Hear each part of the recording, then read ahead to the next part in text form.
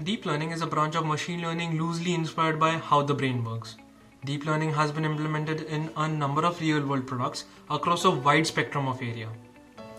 Deep learning is heavily used in speech recognition algorithms, Gmail, Google Photos, even the Google search bar, to name a few. In this video, we are going to look at what is TensorFlow, why and how you should learn it. My name is Manav Mandal and let's begin. TensorFlow is a software application popular for implementing machine learning models, especially neural networks. It was developed by Google and released as an open source platform in 2015. TensorFlow is called TensorFlow because it takes an input as a multidimensional array. Now, a multidimensional array is also called a tensor. We can construct a flowchart of operations that need to be performed, pass the input, it flows through a system of operations and comes out at the other end as output. Hence the name TensorFlow, because a tensor flows through a list of operations and then comes out at the other end. Hence TensorFlow.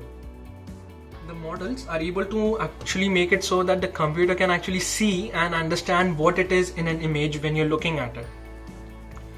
TensorFlow is popular because it is extremely versatile. You can run it on a PC, a cloud server, or even a mobile device. We can execute it in multiple machines and then run it on a different machine once we have the trained model. We can run it through GPUs as well as CPUs. Now, GPUs were originally designed for video games, but they are extremely good at matrix operations and algebra. So that makes them extremely accurate and very fast for doing these new calculations which rely on the newer algebra. TensorFlow is fast because it is written in C++, but it can be accessed by a variety of different languages, which includes Python. Another important feature of TensorFlow is TensorBoard. It enables you to monitor graphically and visually what it is that TensorFlow is actually doing. Now, to find out more about TensorFlow and how to use it, start by going to the TensorFlow website.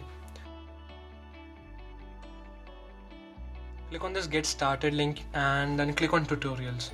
If you do that, you will see the machine learning crash course. Now, if you're new to machine learning and TensorFlow, then it may be very well worth your while to check out this link here. By doing so, you can see Google's machine learning crash course with TensorFlow APIs. Now, this is a course that Google put together for its employees who needed to be up to speed with machine learning. It's really quite comprehensive, and as an important side note, the implementation is in TensorFlow. So it's a really good way to learn TensorFlow. Also, you need a little bit of Python if you want to go down this route, but don't let that put you off. There are a lot of ways to learn Python. Once you've done that, check out the TensorFlow website where they implement neural networks on images and a bunch of other datasets. So we could explore that. Once you've done that, take a look at this GitHub page. It contains all sorts of things. And I mean, there are tutorials, models, projects, videos, blog posts, and even books.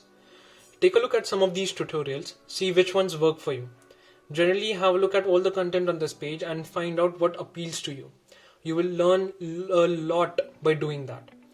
If you want to go down the paid route, I would stress only do that once you've exhausted the lot of free material. You can always check out Coursera and Udemy for the same. In the end, I'd like to say that TensorFlow is driven by a worldwide community. This community is open and diverse. The community derives its roadmap from the needs of its users, and it also aims for providing a machine learning platform that is for everyone. We could always learn more about TensorFlow at tensorflow.org. This is me, Manav, signing off, and thank you.